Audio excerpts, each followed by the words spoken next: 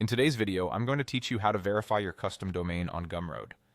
By the end, your Gumroad storefront can live on a domain you own, giving your brand a more professional, consistent presence. First, open your browser and head to Gumroad. Make sure you're signed into the account you use for your store so you can access all your settings. Once you're in, you'll land on the dashboard. This is your home base on Gumroad where you manage products, customers, payouts, and your storefront. We're going to move from here into the settings to connect your domain. Look for the settings option. It's typically available from the sidebar or your account menu. Click into it to open your account and store configuration options. Inside settings, find the advanced section. This is where Gumroad keeps more technical features, including the place to link a custom domain. In the advanced area, you'll see the field to enter your domain. Before you type anything, a quick tip. Decide whether you want to use your main domain or a subdomain. For example, store.yourdomain.com is a common choice that keeps your main website separate while still clearly branding your Gumroad storefront. When you enter your domain, type it cleanly without extra spaces and without HTTP or HTTPS. Just the domain itself. Then click Verify.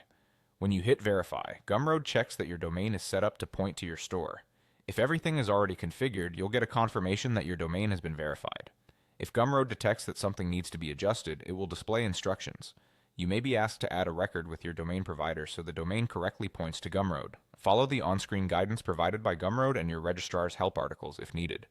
Keep in mind that changes to domain settings can take time to propagate across the internet. It might verify quickly, or it may take a bit longer depending on your provider and how recently you made changes. Once Gumroad confirms the verification, that's it. You're done. Your storefront will now be accessible at the domain you entered, which means customers can visit a branded URL that you control. If verification doesn't go through right away, double-check for typos in the domain. Make sure you entered only the domain name, and review any error messages Gumroad provides.